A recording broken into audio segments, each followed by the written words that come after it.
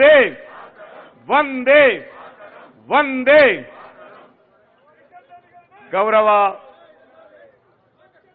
పెద్దలు భారతీయ జనతా పార్టీ రాష్ట్ర శాఖ అధ్యక్షులు రామచంద్రరావు గారు, పార్టీ జాతీయ నాయకులు పొంగులేటి సుధాకర్ రెడ్డి గారు, శాసన మండలి సభ్యులు కొమరయ్య గారు, శాసన సభ్యులు కోటిపల్లి వెంకటరమణారెడ్డి గారు, వేదిక మీద ఉన్నటువంటి మాజీ శాసనసభ్యులు, మాజీ మంత్రివర్యులు, పార్టీ రాష్ట్ర పదాధికారులు, పార్టీ సీనియర్ నాయకులు, ఈ కార్యక్రమంలో వచ్చినటువంటి మిగతా పార్టీకి సంబంధించినటువంటి కార్యకర్తలు, విద్యార్థులు, యువకులు అందరూ కూడా పేరు పేరున ఉద్యమ నమస్కారాలు తెలియజేస్తా ఉన్నాను. మనకందరికీ తెలుసు, 10 సంవత్సరాల బీఆర్ఎస్ పాలన ఏ రకంగా పరిపాలన చేసిందో మనం చూశాం. మిగులు బడ్జెట్తో ఉన్నటువంటి తెలంగాణ రాష్ట్రాన్ని ఆ రోజు బీఆర్ఎస్ పార్టీ అప్పుల రాష్ట్రంగా మార్చింది. బీఆర్ఎస్ పార్టీ తెలంగాణ ప్రజల మీద ఒక కుటుంబ పాలన మన మీద రుద్దడం జరిగింది. బీఆర్ఎస్ పాలనలో పూర్తిగా అవినీతి అక్రమాలు చోటు చేసుకున్నాయి. కేసీఆర్ హయాంలో ఒక నియంత పరిపాలన 10 సంవత్సరాల పాటు మన తెలంగాణ ప్రజల నెత్తిన రుద్దడం జరిగింది. ఎన్నో ఆశలతో, ఎన్నో ఆకాంక్షలతో, ఎన్నో మరి ఆలోచన విధానాలతో తెలంగాణలో ఉన్నటువంటి ప్రజలందరూ కూడా తెలంగాణ రాష్ట్ర సాధన కోసం పోరాటం చేసి మనం తెలంగాణ తెచ్చుకుంటే, ఆ తెలంగాణ కేసీఆర్ కుటుంబం చేతిలో బందీ అయి కేటీఆర్ కుటుంబము మన మీద ఏ రకంగా పెత్తనం చేశారో మనం చూశాం.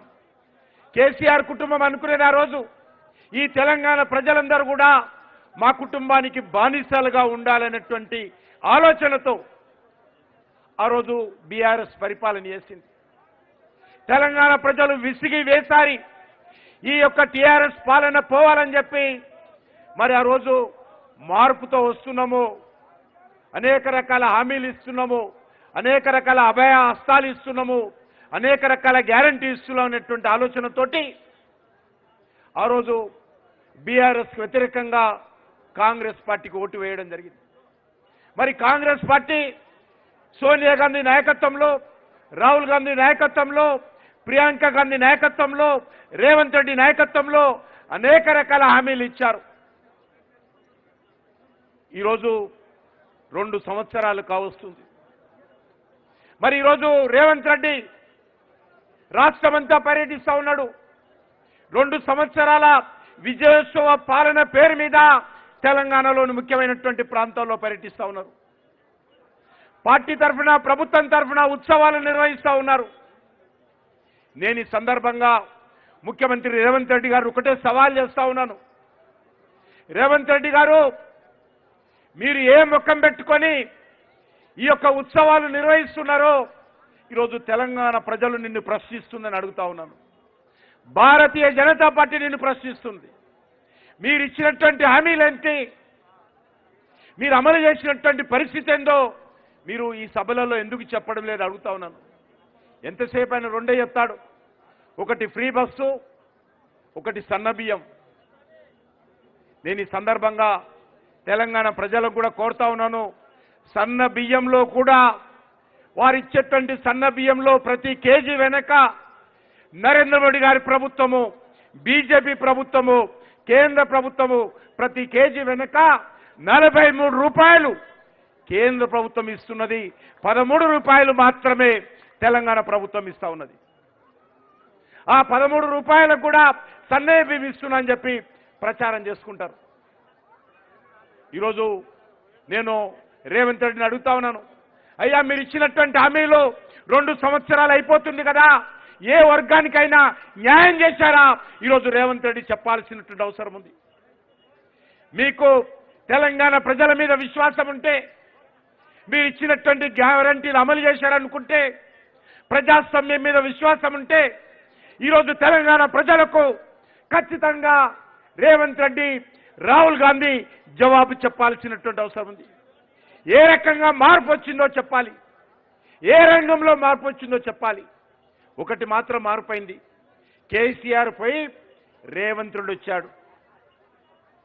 మరి గులాబీ జెండా పోయి చేయి గుర్తు జెండా వచ్చింది తప్ప ఈ తెలంగాణలో ఏ మార్పు రాలా, ఏ మార్పు రాలా. పరిపాలనలో మార్పు రాలా, దోపిడీలో మార్పు రాలా, అవినీతిలో మార్పు రాలా, ప్రజలకు ఇచ్చినటువంటి హామీలు అమలు చేయడంలో మార్పు రాలా, ఏ రంగంలో కూడా మార్పు రాలా. చివరకు పార్టీ ఫిరాయింపుల్లో కూడా మార్పు రాలేదు. ఈరోజు ఈ రాష్ట్రంలో ఫిరాయింపు రాజకీయాలు ఏ రకంగా పెరిగాయో మనం చూస్తా ఉన్నాం. రాజశేఖర రెడ్డి గారు ఉన్నప్పుడు టీఆర్ఎస్ ఎమ్మెల్యేలు మూకమ్ముడిగా కాంగ్రెస్ పార్టీలో చేరారు.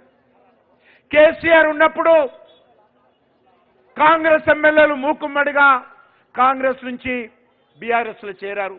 కనీసం రాజీనామా చేయకుండా ఎమ్మెల్యే పదవికి కేసీఆర్ హయాంలో మంత్రి పదవిని ఎలగబెట్టినటువంటి చరిత్ర ఈ రాష్ట్రంలో పార్టీ ఫిరాయింపుల చరిత్ర. మళ్ళీ ఈరోజు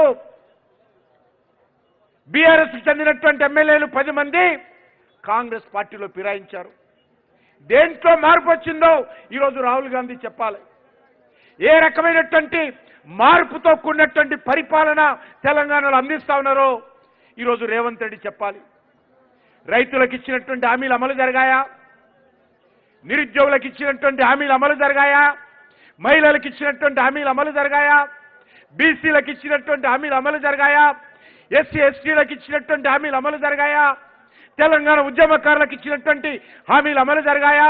ఉద్యోగస్తులకు ఇచ్చినటువంటి హామీలు అమలు జరిగాయా?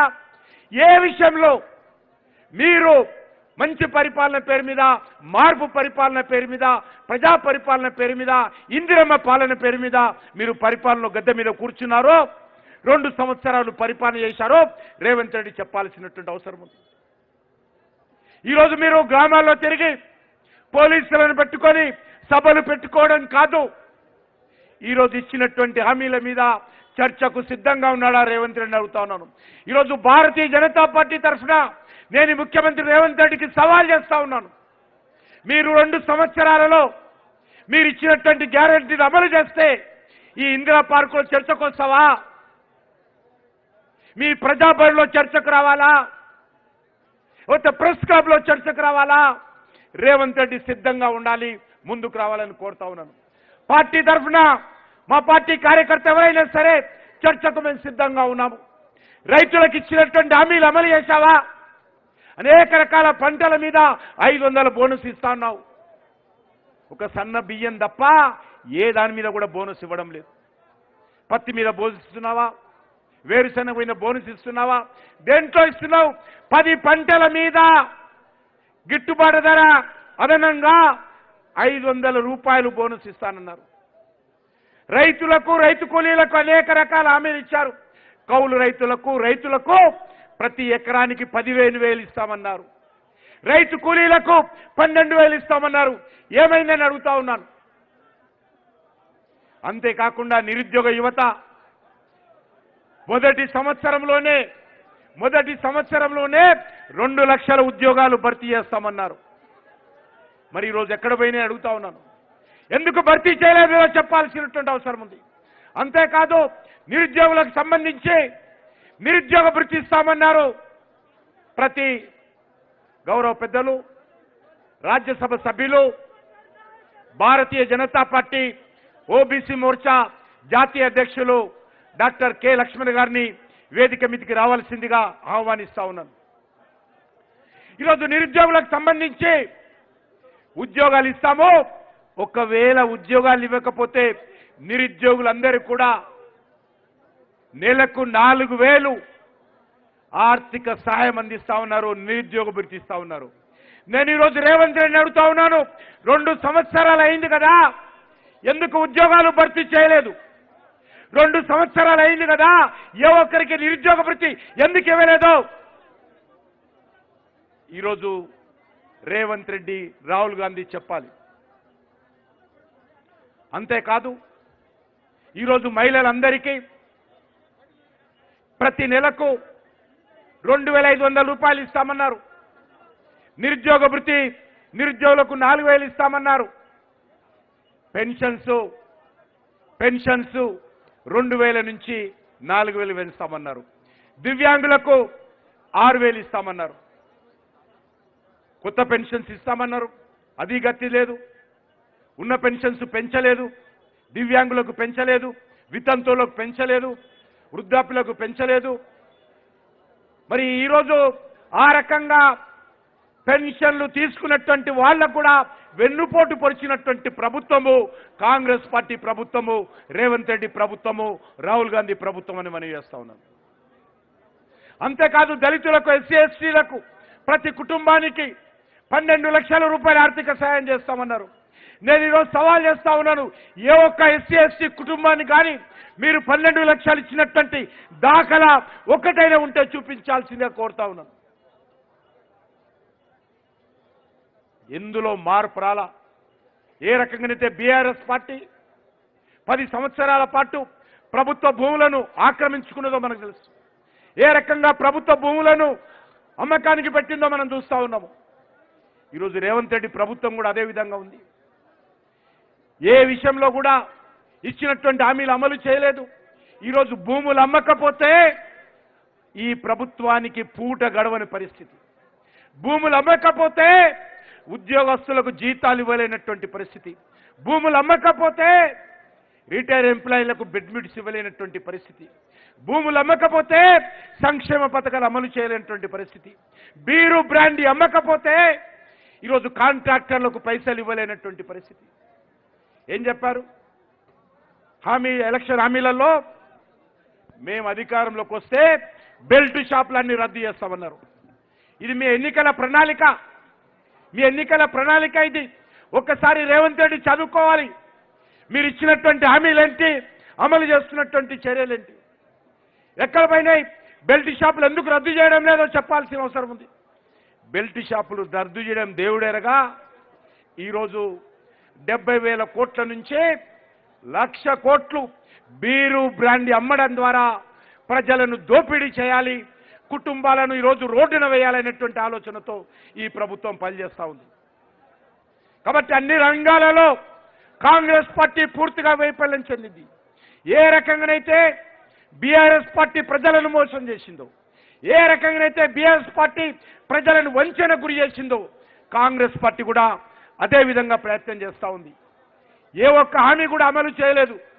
ఈరోజు కాంగ్రెస్ పార్టీకి ఈరోజు ఉత్సవాలు నిర్వహించుకునేటువంటి పరిస్థితి లేదు. అందుకే ఈరోజు రేవంత్ రెడ్డి ప్రజల దృష్టి మళ్లించేటువంటి అనేక రకాల కుతంత్రాలు, కుట్రలు చేస్తూ ఉన్నారు. ఇచ్చినటువంటి వైఫల్యాల నుంచి ప్రజల దృష్టిని మళ్లించేటువంటి ప్రయత్నము, తన పరిపాలనలో ఏ రకంగా ప్రజలను మోసం చేశారో దాని దృష్టి మళ్లించేటువంటి ప్రయత్నం చేస్తూ ఉన్నారు. అందుకే నేను తెలంగాణ ప్రజలను కోరుతా ఉన్నాను, ఈరోజు కాంగ్రెస్ పార్టీ బీఆర్ఎస్ పార్టీకి తేడా లేదు. ఈ రెండు పార్టీలు కూడా కుటుంబ పార్టీలే.